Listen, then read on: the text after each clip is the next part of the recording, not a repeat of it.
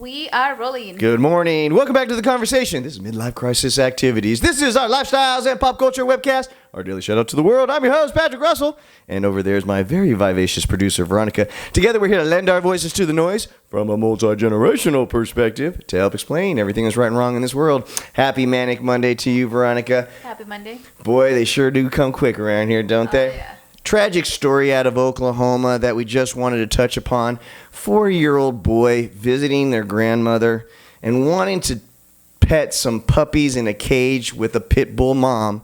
Unfortunately, was attacked by that Pitbull mom for reasons not quite sure of yet. You would think it's because of a protective nature, but who knows? The problem is that 4-year-old boy, his arm was severed in the attack. Now, can you imagine this? The police were called. You have a grandmother in the front yard holding on to her 4-year-old grandson who's bleeding profusely from the right arm. That was the arm that was severed. And so the paramedics were able to put the tourniquet in.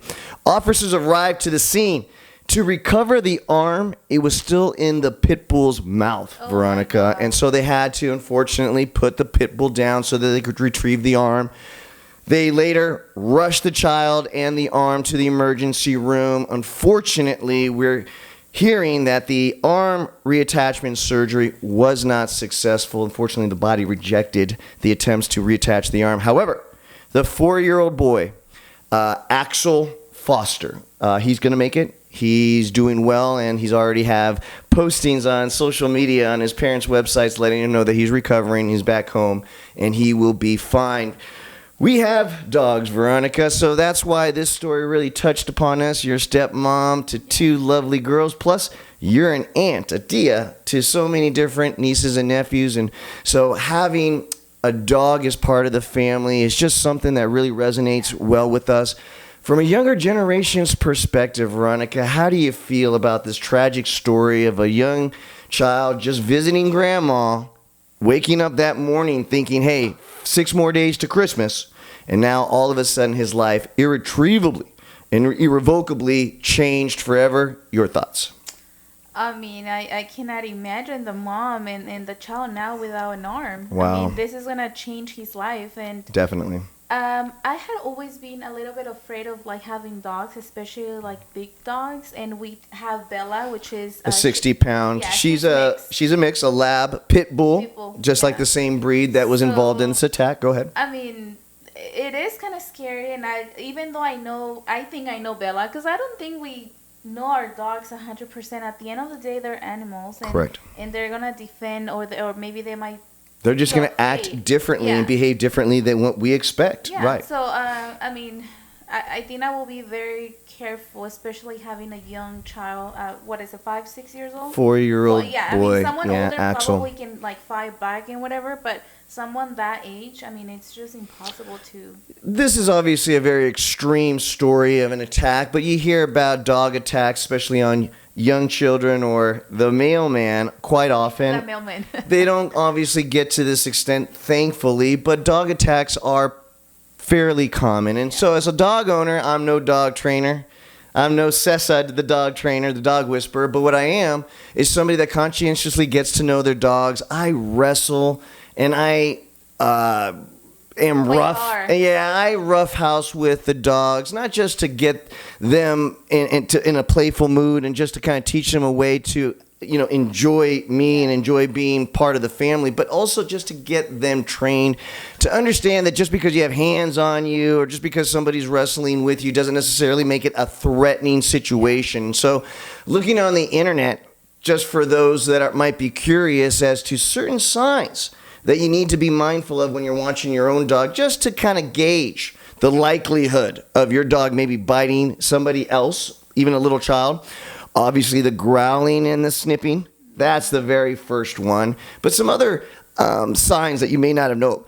If you see that your dog is looking away from you, but is looking at you sideways. That's danger. If they're licking their lips and yawning and being stiff in their movements and approach, give your dog some space. He's obviously showing some behavior of anxiety, and that's the type of dog that is likely to nip or to bite, right? So I think also it depends like when and how you obtain the dog, right? Like I have Bella, ever since she was 2 weeks old. About 2 to 3 weeks. So Sure. she grew up with, with Your people tender, around. loving Yeah. care, and with people around. Yeah, It was so kids funny. around too. It was so funny because she was about 7 months old, and I remember walking with Bella on the street, and then a Chihuahua just like got out of the house and started chasing Bella. And my first reaction was, oh, Bella's gonna eat this dog, because he was literally a small Chihuahua. So what Bella did is like just kind of like She pushed cowed. back. Yeah, she pushed cut back. down and got down in a crouch. That's what she always then- does when she meets somebody brand new and When- wags her tail. When She the likes own- making friends. When the owner of the little Chihuahua saw Bella, she's like, oh my gosh. And then she wasn't expecting Bella being so like calm, and I guess kind of like It was the relaxed. Chihuahuas, the most aggressive Yeah. of the two dogs, right? Yeah. So I mean, also if you get it, if you get the dogs ever since they're little, I mean, you're able to like manage them a little bit more. Oh, there's no question that having them around the family and training them, and if you are conscientious about wrestling with the dogs and being rough with the dogs, they tend to understand that that's just play and that's not an aggressive move against them. Here's one that I thought was interesting. We always equate a wagging tail with a happy dog, but not so. A happy dog tail wag is when the entire body is shaking, almost like a little dance with the Oh, caboose I shaking. didn't know that. But if you see a rigid dog and the tail is shaking, only the tail, almost like a robot, like a windshield wiper, be wary. That is not a relaxed stance. That's a cautious stance.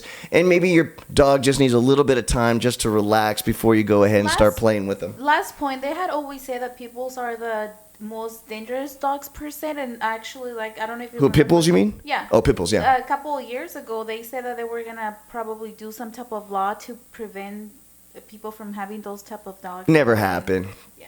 Great dogs. Bella, being half pit bull, has absolutely nothing to do with their demeanor and behavior. Last point, final point for me, a classic armchair dog trainer with not a lot of experience, but just from what I know, I can tell right off the bat when I have a dog that I feel like I need to be careful with, and a dog that I feel like I can be roughhouse with, I can show a little bit more of a fun time with. And so I think that's important. And as the dogs get older too, Yeah, it's something that you want to be mindful of too, is that their personality and behaviors can change over the course of time. So even a calm, great dog, 99% of the time, as they get older, you want to keep an eye on that dog, making sure that they don't Always- change. I think just my advice is always, whenever, even if you know your dog, always just be careful with small kids. I mean, it's just the reality of it.